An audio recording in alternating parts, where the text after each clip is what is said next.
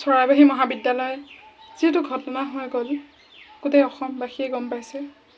সঁচাকৈ আমি মৰ্মাহত হৈছোঁ। আৰু চৰাইবাহী মহাবিদ্যালয়খনৰ খুব মেধাসম্পন্ন ছাত্ৰ আছিলে জ্যোতিষ বৰদলৈ, প্ৰণৱজ্যোতি নাথ। সকলোৱে শোক প্ৰকাশ কৰিছে, দুখ লাগিছে, দুখ পাইছে। ইমান কম সময়ৰ ভিতৰতে এনেকুৱা এটা ঘটনা হ'ব বুলি কেতিয়াও কল্পনা কৰিব পৰা নাছিলে কোনেও। আৰু এজন আছিলে ছাত্ৰ সন্থাৰ সাধাৰণ সম্পাদক প্ৰণৱজ্যোতি নাথ আৰু সাংস্কৃতিক সম্পাদক জ্যোতিষ বৰদলৈ। আমি একেলগে আছিলোঁ, একেখন কলেজৰে।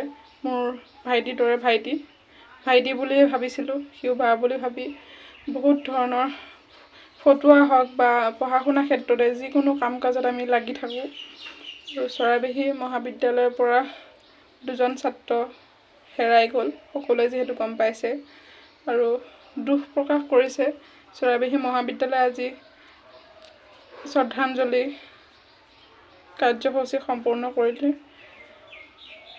দুখন ঘৰৰ অকল এজন ল'ৰা আছিলে। তেওঁলোকৰ মাক দেউতাকহঁতৰ হৃদয়খন ভাঙি চিঙি বুকু সুদা কৰি গুচি গ'ল অজান দেশলৈ।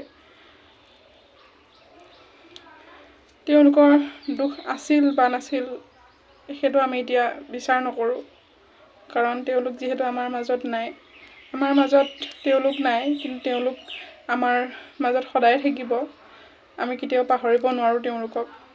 সঁচাকৈয়ে বহুত দুখজনক খবৰ। কেতিয়াও কল্পনা কৰা নাই, এতিয়াও ভাবিবও পৰা নাই যে আমাৰ মাজত তেওঁলোক নাই। কিন্তু অপ্ৰিয় হ'লেও সত্য, আমি মানি ল'বই লাগিব।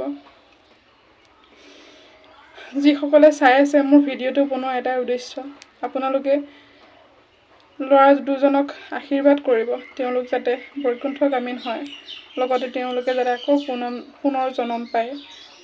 সেই গতিকে মই আপোনালোকলৈ এই ভিডিঅ'টো আগবঢ়াওঁ বুলি ভিডিঅ'টো কৰিলোঁ।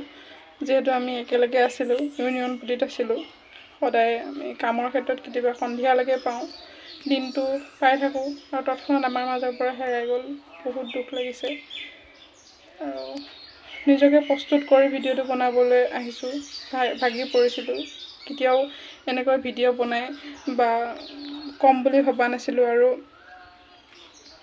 যেতিয়া পৰহিদিনাখন বাৰ্থডে আছিলে জ্যোতিষ বৰদলৈ, একেখন ফটোৱে লগাইছিলোঁ, বাৰ্থডে উইচ কৰিছিলোঁ। আৰু তাৰ দুদিন পিছত এইটো ঘটনা, এইখন ফটোৱে আকৌ নিউজত ওলাই আছে। কেনেকুৱা এটা আৱেগিক মুহূৰ্ত। আপোনালোকে সকলোকে মই বিনম্ৰভাৱে অনুৰোধ জনাইছোঁ, আশীৰ্বাদ কৰিব। তেওঁলোক য'তেই থাকে, কুশলে থাকে, মংগলে থাকে, তাকে মই কৈছোঁ আপোনালোকক। সকলোৱে আশীৰ্বাদ কৰিব ল'ৰা দুজন যাতে ভালে থাকে।